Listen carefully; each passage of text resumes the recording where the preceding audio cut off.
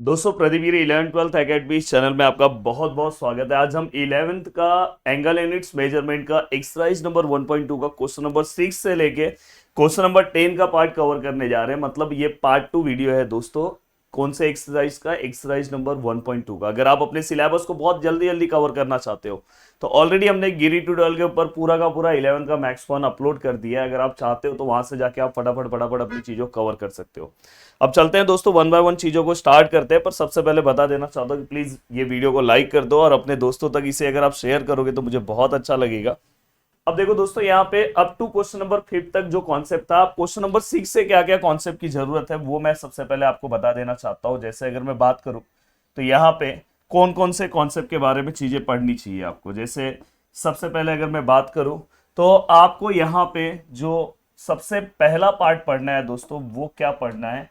तो आपको सबसे पहला पार्ट यहाँ पे सेक्टर से रिलेटेड जो आपने पहले फॉर्मूले पढ़े हैं वही है। तो देखो दोस्तों, यहाँ पे अगर हम बात करें तो लेंथ ऑफ एन आर्क का जो फॉर्मूला है दोस्तों, मैंने आपको बोला था ये आर है, ये आर है और इसको हम लेंथ ऑफ एन आर्क बोलेंगे। जिसका फॉर्मूला क्या आता है दोस्तों, अगर मैं लेंथ ऑफ एन आर्क की बात करूं तो जिसको हम लेटर एस से डिनोट करते हैं और उसका जो फॉर्मूला है उसको हम लिखते हैं दोस्तों आर थीटा। तो ये फॉर्मूले के ऊपर ऑलमोस्ट हमने बहुत सारे क्वेश्चन सॉल्व किए। अब दोस्तों ये पार्ट होने के बाद अब चलता हूँ नेक्स्ट पार्ट की ओर। अब सपोज ये जो सेक्टर है अगर उसका एरिया अगर आपको पूछ लिया तो आप क्या लिख सकते हो? तो दोस्तों area of sector which is equal to, formula क्या आएगा दोस्तों? तो एरिया ऑफ सेक्टर के दो तीन फॉर्मूले हैं जिसमें से मैं पहला फॉर्मूला लिख रहा हूं हाफ आर स्क्वायर थीटा।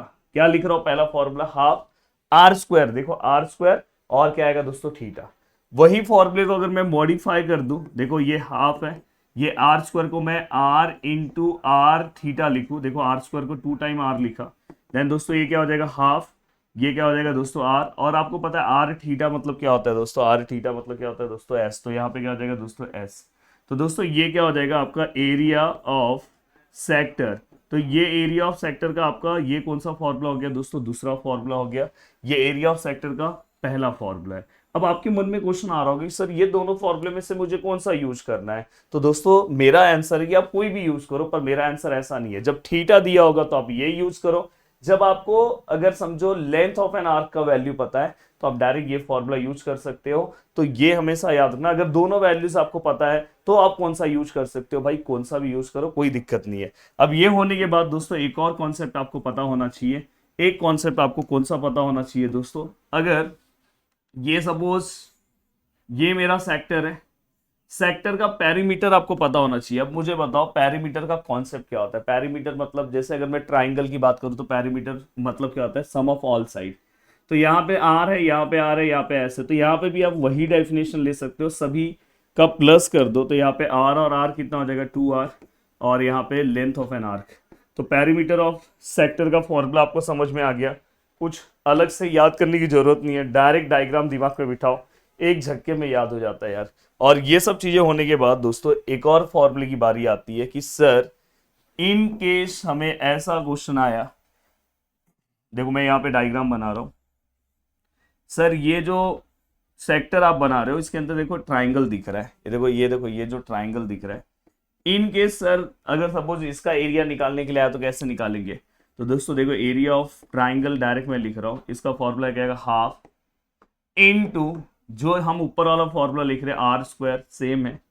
या तो इसका एक दूसरा 30 60 90 वो सब से सॉल्व करो, बहुत लंबा जाता है, तो डायरेक्ट भाई फॉर्मूला ले लो, बहुत सिंपल है। हाफ है, आर स्क्वायर है और यहाँ पे देखो थीटा है, बट यहाँ पे आप क्या लिखोगे दोस्तों? Sine theta. और ये थीटा दोस्तों यहाँ से आपको मिलेगा। दो तीन वैल्यूज आपको पता होने चाहिए। वैसे तो मैं ट्रिग्नोमेट्रिक पढ़ाऊंगा वहां पे बताऊंगा। जैसे अगर आप देखोगे तो साइन 45 का वैल्यू पता होना चाहिए, 1/√2 है। साइन 30 का वैल्यू पता होना चाहिए, 1/2 है। साइन 60 का वैल्यू क्या है आप कमेंट करके मुझे बताओगे। मैं चाहता हूँ कि 60 का साइड आपको पता है कि नहीं।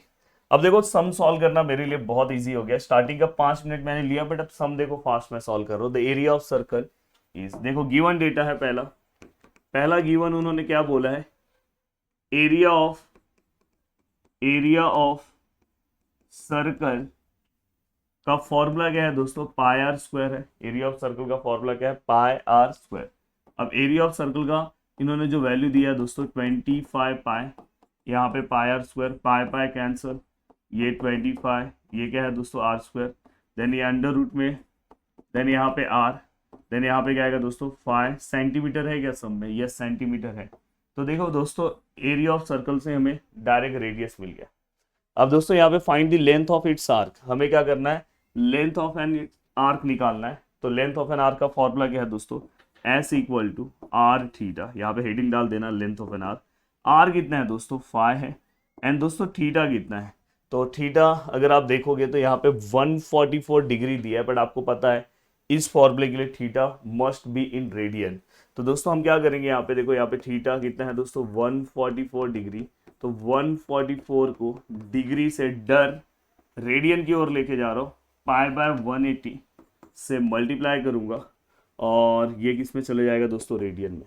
अब मैं अगर 36 का टेबल मैंने बोला था आपको याद कर लेने को इसके पहले वाले ही लेक्चर में, तो ये 36 फाइजा है, तो ये क्या है दोस्तों 36 फोरजा।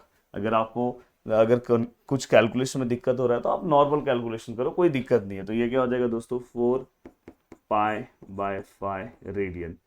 ये किसका वैल्यू है दोस्तों, थीटा का वैल्यू है। अब थीटा का वैल्यू आ गया, यहाँ पे क्या आ गया दोस्तों 4 pi by 5 radian, 5 cancel, then 4 pi radian S.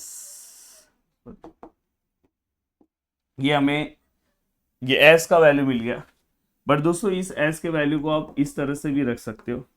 अब यहाँ पे S equal to 4 multiply by pi का 3.14 वैल्यू ले सकते हो।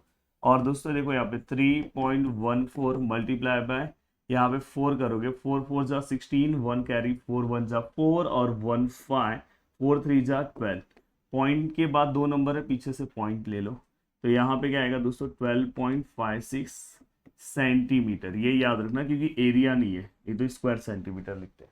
तो ऑलमोस्ट हमने इस टर्म में भी आंसर निकाल दिया, यहाँ पे भी निकाल दिया, तो ये अपना फाइनल आंसर है।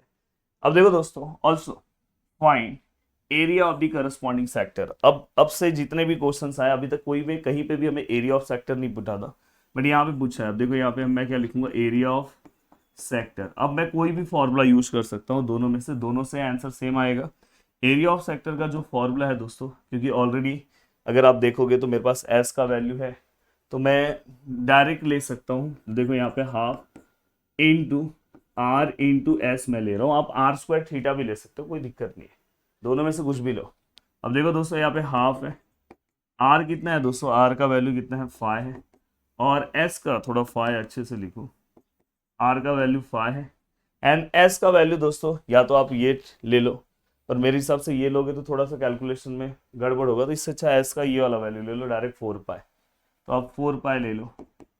अब देखो यहाँ पे ये देखो 2 2 जा और 5 2 जा क्या होगा दोस्तों 10, और यहाँ पाई का वैल्यू कितना है दोस्तों 3.14। और आपको पता है कि जब 10 से मल्टीप्लाई होगा या 100 से मल्टीप्लाई होगा तो पॉइंट एक एक नंबर आगे बढ़ता है। तो फाइनली दोस्तों यहाँ पे क्या हो जाएगा, ये 31.4, एक नंबर पॉइंट आगे आ गया, और ये क्या हो जाएगा दोस्तों स्क्वायर सेंटीमीटर। आप बोलोगे सर स्क्वायर क्यों लिया, क्योंकि यहाँ पे क्या है दोस्तों एरिया ऑफ सेक्टर, मतलब यहाँ पे क्या पूछा गया, एरिया पूछा गया, इसलिए हमने ये लिया। अब यहाँ तक की चीजें होने के बाद अब चलता हूँ दोस्तों आगे की ओर, और आगे की चीजों को फटाफट सॉल्व करने की कोशिश करता हूँ। अब देखो दोस्तों ये देखो, ये जो क्वेश्चन है बहुत ही शानदार क्वेश्चन है। अगर आप ये क्वेश्चन सॉल्व करते हो तो इसकी तरह आपको सेम टू सेम एक क्वेश्चन मिलेगा, वो सेम क्वेश्चन आपको इसके बाद वाला क्वेश्चन है, मतलब एक क्वेश्चन सॉल्व करने के बाद एक क्वेश्चन आराम से सॉल्व कर सकते हो।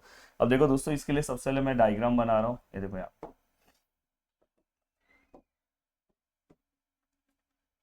OAB is a sector of circle. तो यहाँ पे सेक्टर की बात हो रही है तो भाई सेक्टर बना दिया जाए, सेक्टर बन गया।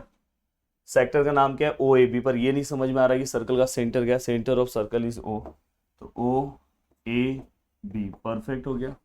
रेडियस इज 12 सेंटीमीटर, रेडियस कितना है दोस्तों 12 centimetre.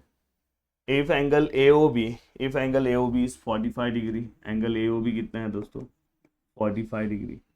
Find the difference between the area of sector and triangle AOB। हमें क्या करना है, डिफरेंस निकालना है, एरिया ऑफ सेक्टर और एरिया ऑफ डिफरेंस निकालना है दोस्तों। इसका मतलब क्या है, ये देखो ये सेक्टर है और ये ट्राइंगल है, इसके बीच का डिफरेंस निकालना है। तो यहाँ पे क्या आएगा OAB और यहाँ पे क्या आएगा OAB।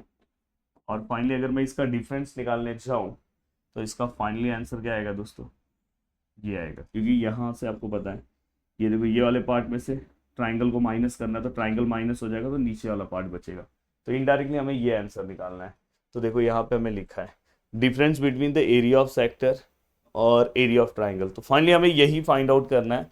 बहुत ही सिंपल सा क्वेश्चन है, कुछ ज़्यादा डिफिकल्ट नहीं है, आराम से हम सॉल्व कर सकते हैं। अब देखो सबसे पहली बात है कि यहाँ पे मैं जो फॉर्मूला यूज़ करूँगा वो यहाँ पे देखो 45 डिग्री दिखाई दे रहा है, तो मुझे यहाँ पे क्या करना है, इसको सबसे पहले मैं रेडियन में कन्वर्ट कर दे रहा हूँ। रेडियन में कन्वर्ट करने के बाद देख ले रहा हूँ यहाँ पे देखो मैं theta which is equal to क्या लिख रहा हूँ 45 degree, then 45 multiply by pi by 180, और ये किस में कन्वर्ट हो गया दोस्तों, रेडियन में। अब अगर मैं देखूँ, अगर देखो 9 5 जा 9 2 जा 4 5 1 जा 5 4 जा, तो यहाँ पे पाई बाय 4 आ रहा है समथिंग, तो ये मेरे को किसका वैल्यू मिला दोस्तों, थीटा का। तो ये जस्ट मैंने निकाल के रख दिया, अगर इनकेस अगर आगे कुछ रिक्वायरमेंट रहा तो हम निकाल सकते हैं।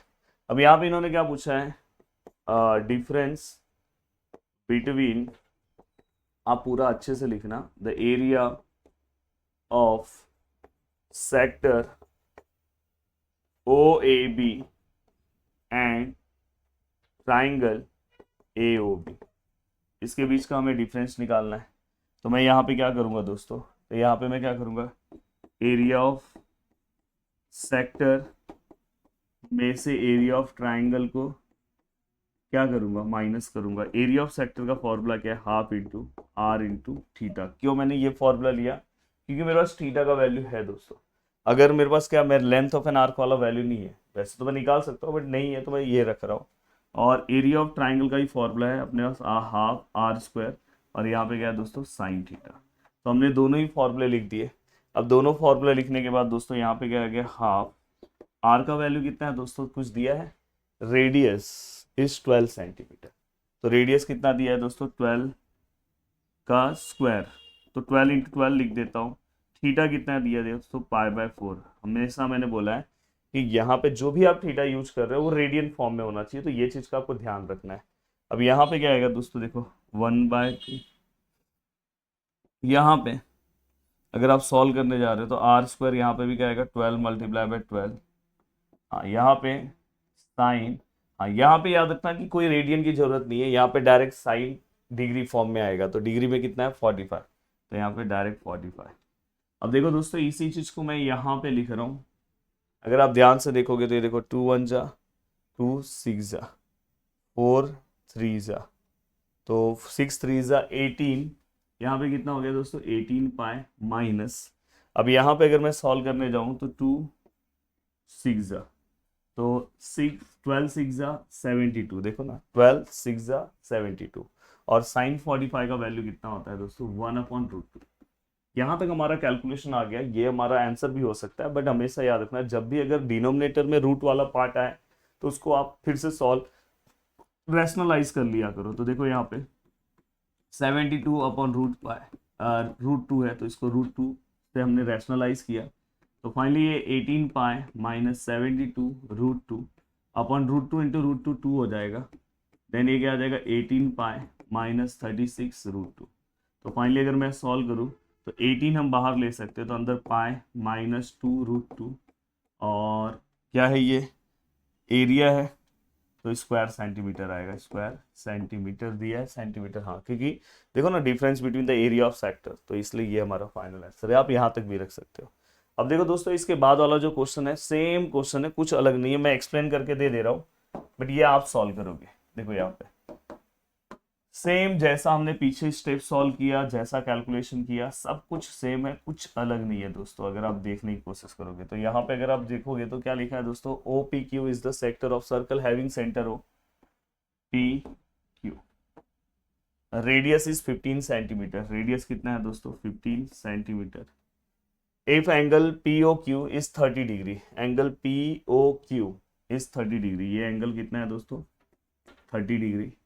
Find the area enclose by the arc P Q, and ये जो आर्क है पी क्यू एंड कॉर्ड है, इसके बीच में जो एरिया है ये अपने को फाइंड आउट करना है। तो मतलब वही सेम है कॉन्सेप्ट, एरिया ऑफ सेक्टर में से एरिया ऑफ ट्राइंगल को आप माइनस कर दो, अपने आप आपको ये वाला पार्ट आंसर में मिल जाएगा। तो सेम टू सेम ये सम को सॉल्व करना है, कुछ अलग नहीं है। यहाँ पे 30 है, बस आप याद रखो साइन 30 कितना होता है यार, साइन 30 होता है 1/2। मैंने ऑलरेडी आपको स्टार्टिंग में बता दिया है। अब चल रहा हूँ दोस्तों, ये सम आप सॉल्व करके प्लीज इसका आंसर बताना नीचे, मुझे बहुत अच्छा लगेगा। अब देखो ये 9th वाला क्वेश्चन और 10th वाला क्वेश्चन सिमिलर क्वेश्चन है।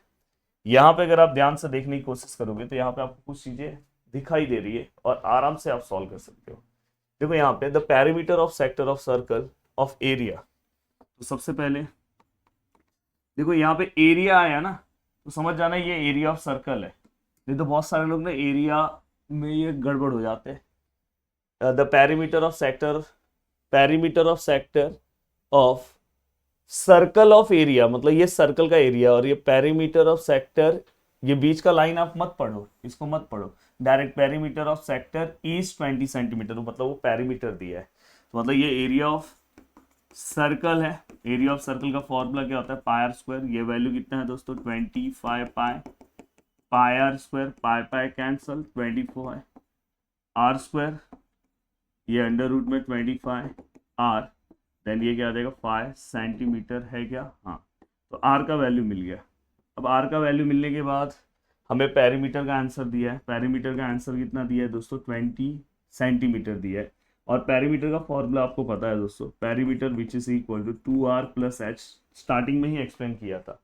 तो यहाँ पे अगर पेरीमीटर कितना है 20 है, 2 है, आर का वैल्यू कितना है 5 है, प्लस एस, तो 20 10 प्लस एस, तो 20 माइनस 10 प्लस एस, तो ये क्या आएगा 10 सेंटीमीटर एस।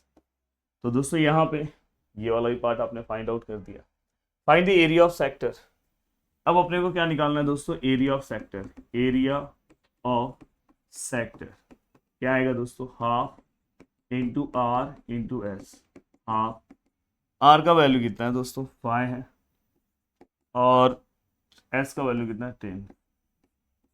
तो यहाँ पे अगर हम देखें तो 2 से डिवाइड किया तो 25 स्क्वायर सेंटीमीटर। तो ऑलमोस्ट हमने पूरा का पूरा पार्ट सॉल्व कर दिया। देखो कितना फास्ट हमने ये वाला पार्ट सॉल्व किया।